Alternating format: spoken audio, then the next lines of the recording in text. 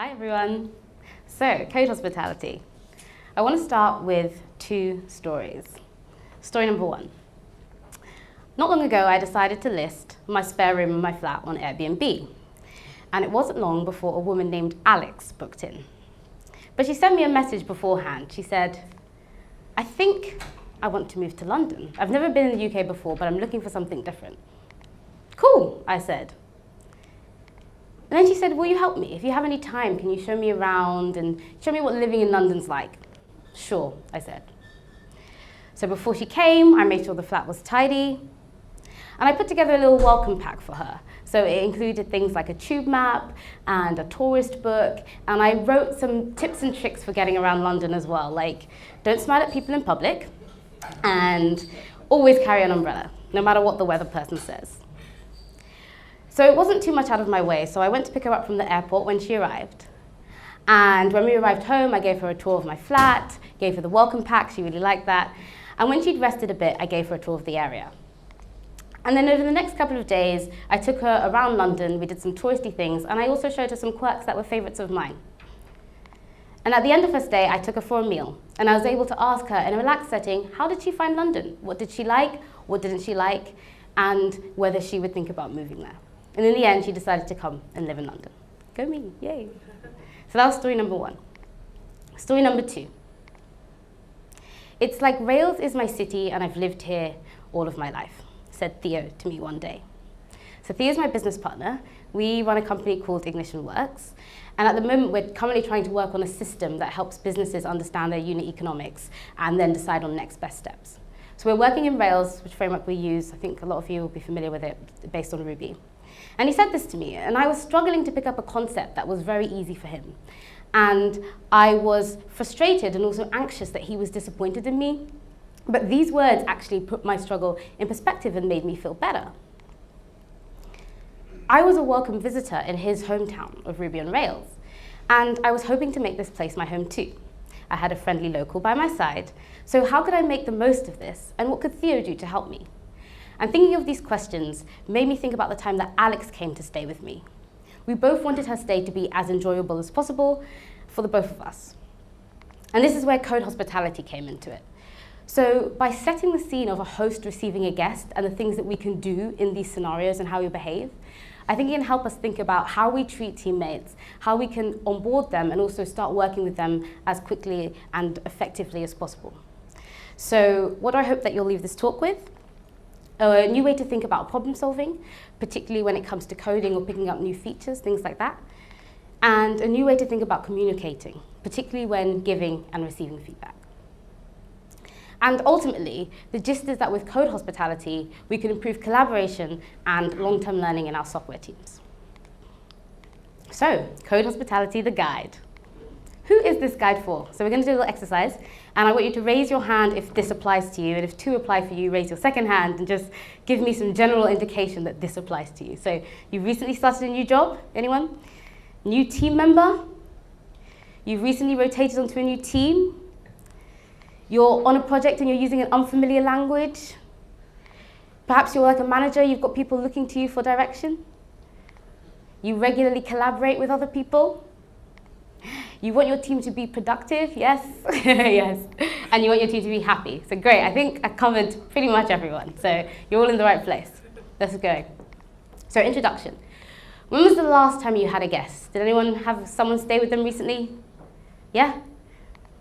What did you do to make their stay pleasant? Did you do anything? Change the bed. Oh, how lovely. Change the bed. Was anyone a guest recently? Yes. Did you enjoy it? Why? Well, I was at my friend's place, had a little kid, which Yeah? my daughter was playing around with it. Yeah. So your daughter felt at home as well, playing with your kids. So we all tend to have clear ideas of what makes a good host or a bad host and a good guest and a bad guest. And as we saw, when you think about what, someone's coming to stay, you have an idea of things that you want to do to make people feel comfortable. And also when you go to other people's places, you have an idea of things that you hope for, but also things that you do when you're respecting other people's space. And so it's this idea of hospitality, where we look at the relationship between hosts and guests, and how we show respect for our guests and provide for their needs, and also just make sure we're all having fun as well.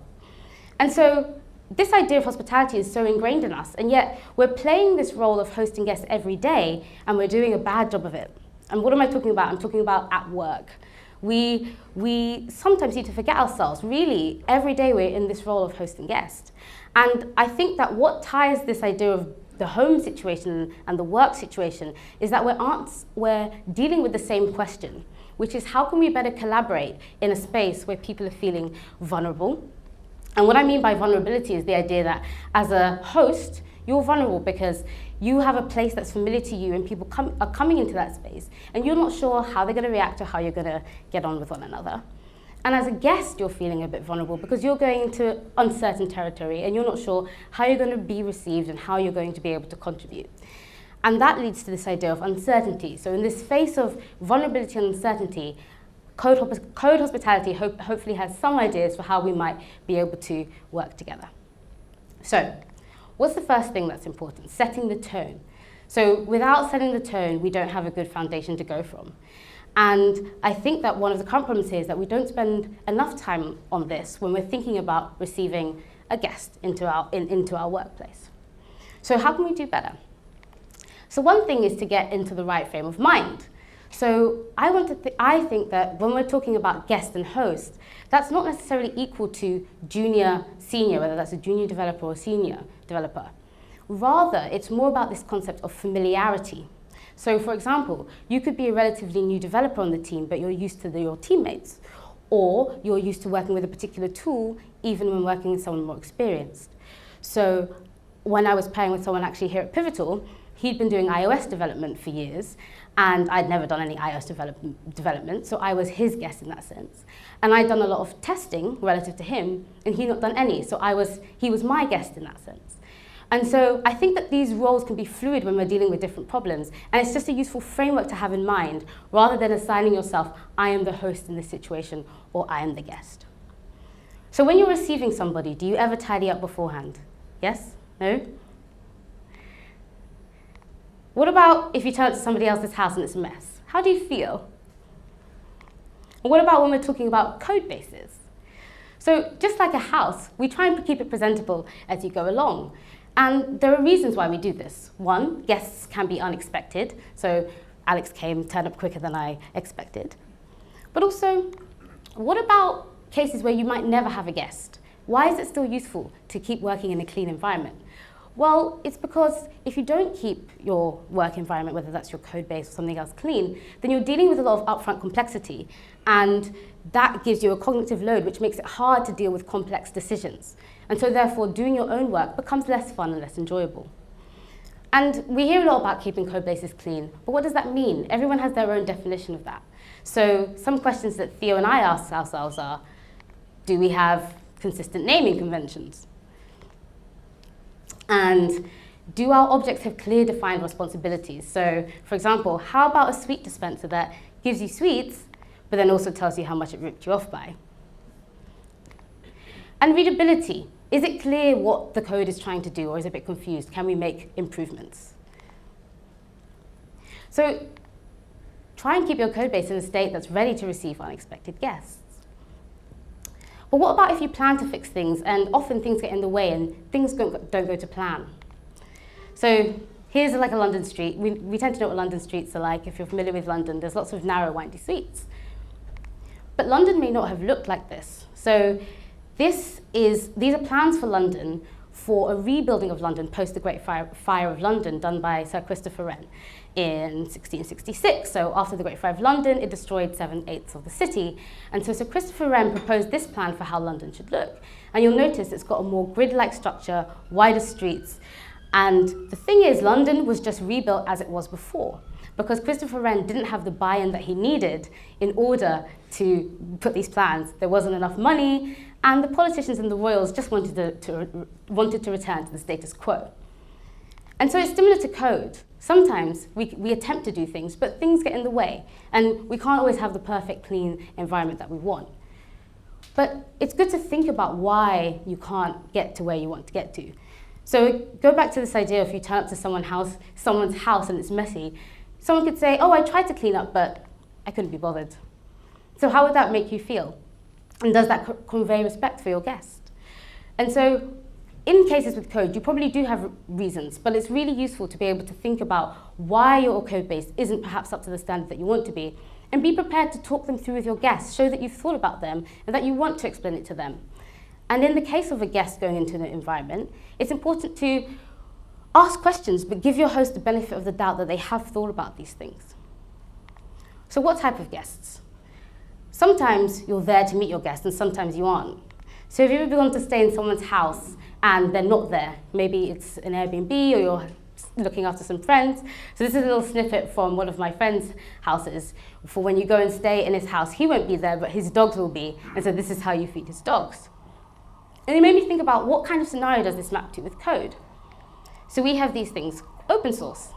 And so in an open source environment, people are coming to your code base, but you're not there to look after them. And so this is where this idea of a README becomes interesting. So at the moment, if you look at typical READMEs, and this is a snapshot from a Rails default README, it has a lot of things about how to set up the database and how to run the tests. But does this help you to start working productively on the code beyond that, picking up the next feature? What kind of things might be helpful to help people who are entering your code base and you're not there to guide them to start progressing confidently? So this is a snapshot of a README from Active Record on Rails, and it talks about a pattern that it tries to implement, links to a blog post, and gives some wider feedback around the patterns and approaches that it follows. And it got me thinking about a new type of README. So here's one for the Code Hospitality app, and so it's got like installation, usage, contribution, history. And then there's this idea of approaches and what sort of patterns and things are used in the code base. Some reading material, and that could be things that you find externally or things that you write internally. And also this idea of a walkthrough. So is there a way that you can show someone, hey, we're using this pattern, and when you're faced with this feature, here's a way that you might start to build up a test and then step through that feature. So it's just an idea to think about how we can think about READMEs that keep people going. So not just getting set up and running, but keeps you producing code and being able to confidently progress, particularly when the person that's more familiar with the environment is not around. And there's this idea of the first meeting. So fish or fishing? So I was chatting with a colleague recently, and he said, you know the statement, give someone a fish and you feed them for a day, teach them to fish, and you feed them for life. What about if they're starving? What if you never get the chance to teach them? And it got me thinking about this idea of balance, particularly in learning environments, particularly when you've got people with different experience levels. And it's this idea of how do you give someone the starting point to get going, but also make sure, keep in mind that you're giving them the tools to be self-sufficient and to be able to contribute in a valuable way. And so when people first come onto your code base or join your team, what are things that you can do that helps them get off onto that foot and show them that this is an environment where they can ask the questions and get to where they need to get to in order to be self-sufficient? So maybe there's something that you know a lot about that someone else doesn't, and you can offer up your time to do a lunch and learn. You might think it's obvious that someone can ask you anything, but it doesn't hurt to say it because sometimes it might not be clear. And also to people going into environments, it's really important that you do ask the questions that you want to ask and that you don't feel that you can't, because then it's not a very productive environment if you can't ask the things that you want to do. And if you are in a helpful environment, then you will always get useful and helpful responses. And it's also important that you say, I've shown you this way, I've shown you my way, but do you have requests for something else, something that might help you more? And it's also clear to be aware of the impression that you're giving off. So sometimes you might be just getting into the zone, doing things your way, but you might be giving off a signal to your guests that is not what you intend to do. So maybe you're putting on your headphones, and it doesn't mean they can't come and talk to you. So it's worth saying, I'm putting on my headphones, but I am interruptible. And perhaps you're not interruptible, but your guest might be sitting there thinking, I really need to ask this question. And so perhaps you can say, hey, give me an hour because I really need to focus in on this problem.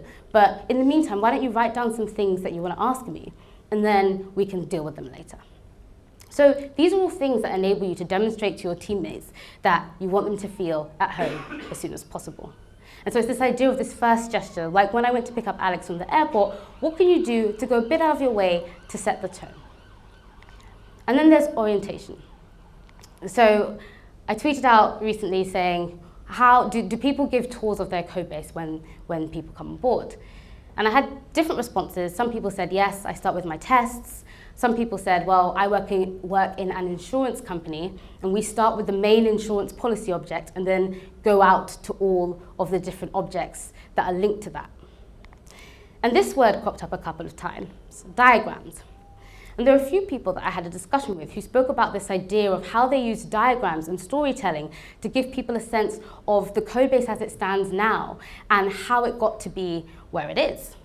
And so that way, it was a more effective way for showing people how decisions were made on the team and why they were made that way. And so it got me thinking about what kind of components might make up such a story. So you might have your code objects and look at how they link.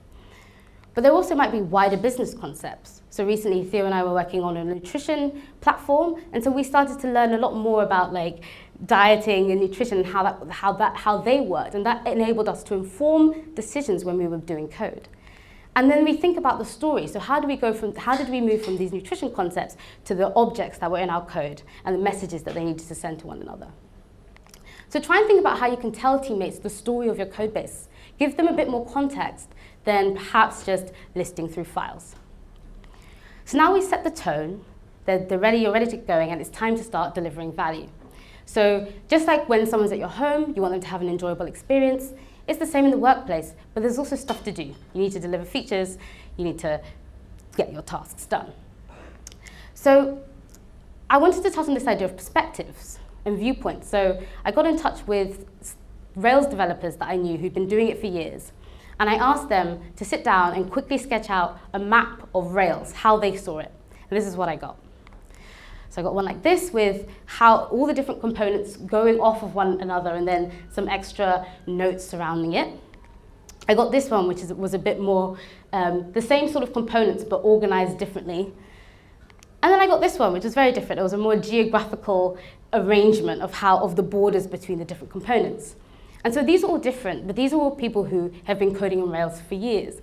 And if you ask them, do they understand Rails? They'll say, well, of course we do. And the key point that I wanted to get across here was that when you're working with each of these people, it's not important whether they understand Rails or not, but how they understand Rails. And why they make certain choices. Because only when you get a sense of that, and when they understand that and can communicate that to you, it will help you to understand how you can interact with them when developing on Rails platforms. So I want you to think of the next user story or feature or task you've got coming up to do. And I bet if you're familiar with that work, you'll have an idea in your head of how you're going to approach it. But what if you now have someone join you who's never done that before? How would you get going? So let's assume that the story that you're working on, the next thing you have to look at is, as a user, I want to get inside the Tower of London. So you're sitting down at your computer, and what you see is this nice aerial view. But what you don't know is that the person who's come to join you sees this. And so if you're both trying to answer the story of how do I get into the Tower of London, and you're both seeing these things, but you don't know what the other person is seeing, it's going to be quite different to get to a solution that makes sense for the both of you without somehow getting across that this is what you're seeing. And so problem solving becomes difficult when you've got such different perspectives. And it made me think of this time when Alex was with me.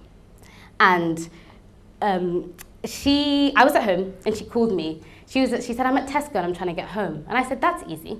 Just take a right, take a left, you'll be home. So a few minutes later, she calls me. She says, I did that and I'm still not at home. So I said, go back to the Tesco and I'll come and pick you up. Now, of course, when I got there, she wasn't there. Because I should have started by asking her, which Tesco do you mean? Instead of assuming it was the only one that I had owned. Where each of us is standing. And so what does this look like when we're coding, for example? So Theo and I were working on a problem not so long ago, and it was clear that we weren't talking the same thing. We weren't progressing. And so he said, well, why don't you draw how you understand the problem? So I drew this. And as soon as I drew this, it was very clear that there was a confusion around which order things were happening. And so we worked together to draw it in a different way, a way that perhaps lent itself to understanding the order of things. And we got here.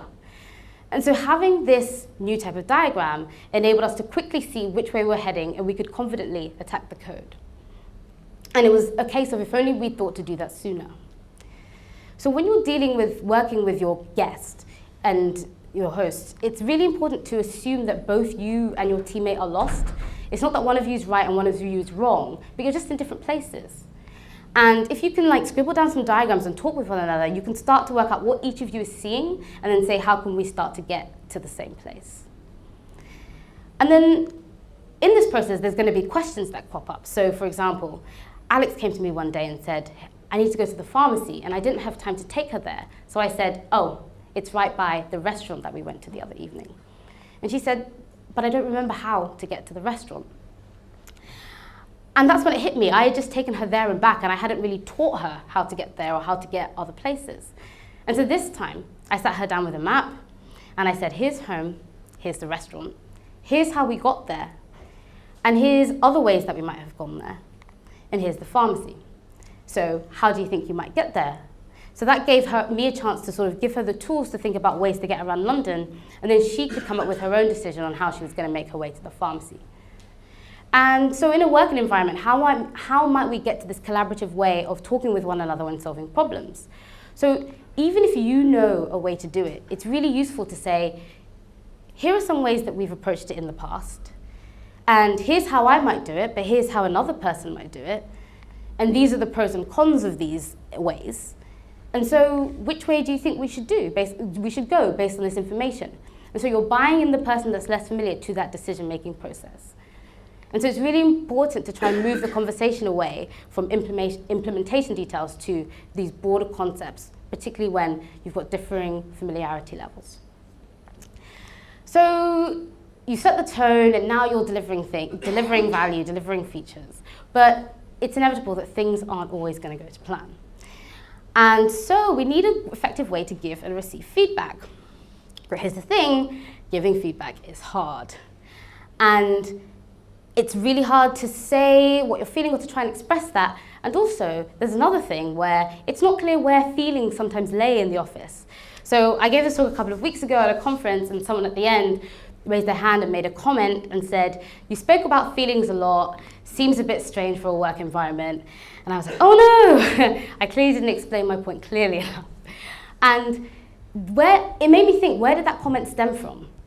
And we all like to believe that we're very logical and rational, and when we're approaching problems, and we need to focus in order to deliver the value. But as we all know, we're not 100% impartial. There's things that go on and things that happen, which means that we behave in different ways and have different actions. And so we need to have a framework for discussing our feelings at work, so that we can understand one another and what actions we're doing, and then move forward productively again. So how can we make this easier? So I'm sure you guys all know about retrospectives. Who has regular retrospectives in their teams? Yes, we're in Pivotal, so quite a lot of people. So I'm not going to explain what retrospective is, but I want to talk about more one-on-one retrospectives with people that you're either pairing with or collaborating with on a day. So what's a framework to make this whole thing easier? So it starts with feelings, but it's not just this idea of let's just talk about feelings and not have a structure to it. How do we make this productive? Well, think about how you're feeling, and think about the action that happened that triggered that feeling. And based on the response you had, what is the underlying need that made that come up? So there will be some hidden need behind that made you respond to a certain thing in a certain way. And when you understand the need that's caused that feeling, you'll be able to make a request to the other person about things to change or to keep doing. So the idea here is that we want to stay away from passing judgment to the other person, and instead create this no judgment safe zone. So at work, say we're coding, what are some of the things that might come up? So rather than saying something like you hog the keyboard, which is difficult to say if you feel like you're not getting a chance to contribute, how about something like, I was disappointed because I was hoping to consolidate all that I'd learned on writing aspect tests. May I drive a bit more next time so that I can practice this? So that's a much easier way to say that. And also it gets at the need that you have, which is you need to get better. So in this case, I want to get better at writing tests, and unless I drive some more, that won't happen. And rather than something like, yeah, it was great, that's really easy to say, yeah, I had a great time, it was fun. What about something like, I'm feeling pleased because when I explain things to you, you would turn your body towards me. So I had confidence that you were listening to me. And if you could keep doing that, that would be great. And I'll try and do the same. So the need here might be that I need to know that I'm being heard.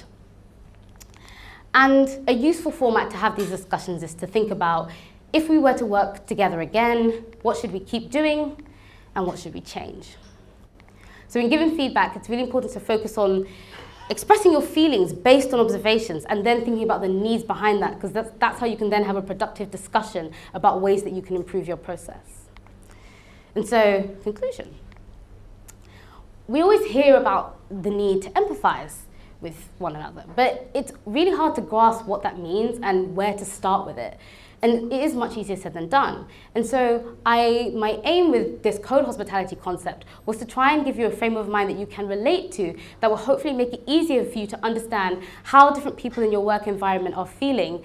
And it gives you a mindset to deal with different perspectives that people will have and to relate to that. We all, like I said at the beginning, we all sort of have a sense of being a good host and being a respectful guest. And so if we put that frame of mind in the workplace, it can open our eyes to why people might behave in certain ways and why we behave in certain ways. And we do good work, but I think that when we get to that next level, then it will enable us to thrive and go to and do great work. So that's the end of the guide, but no guide is complete without FAQs. So I'm sure you're all wondering where you can buy a copy of this Code Hospitality Guide. Well, it's going to be free, and they'll soon be released at this link. If you want to find out more about communicating with your colleagues effectively, then I really recommend this book, Nonviolent Communication by Marshall Rosenberg. So it's all about how we can communicate better to resolve conflicts and get to a more harmonious way of conversing. And it starts with the premise that in our culture, we're brought up to think about things in terms of what's right and what's wrong and to demand things. And so this is a more way of, it goes back to those feelings and those needs to say, rather than passing a judgment, why do I feel this way? What's the need? And when you can express that, people can hear that and you can work together to make sure that people's needs are being met. So I really recommend this book. And if you read it and don't find it useful, then I'd really be interested to hear your viewpoint on that. What is a way that I can run a one-on-one retrospective, a structured way? I really recommend this pivotal blog post. It's all about how you can sit together with someone and through the act of composing an email together, you can explore what did you like and what do you guys want to change for next time? Where can I join the Code Hospitality discussion? #CodeHospitality. So, I mean, I've had some people, we've been having a discussion on Twitter around it, so these were just some initial ideas. Everyone's got different experiences and thoughts, and it would be great to hear what they are, and so to keep the conversation going. Who has helped me in the development of this talk? So here are some names of people who've been absolutely amazing through the development of this talk, and I'm really grateful to have their support, so shout out to them. And I want to leave you with one last thought, which is, I think that this guide, these practical tips, is just like the tip of an iceberg, and really what lies beneath all of this is this idea of vulnerability. And being vulnerable is really important because it's what allows us to discover what our true needs are. And once we have an idea of what these are, we can begin to answer the question ourselves of, okay, what are some things I can do to meet these needs? You can start to express them to other people. And also in that mindset, you naturally start to empathize with yourself, but also with the people around you. And so the ultimate aim is that we want to create workplaces where we can be vulnerable in front of other people, and we also make a space for others to be vulnerable in front of us. And so one last question, how's your stay? Thanks.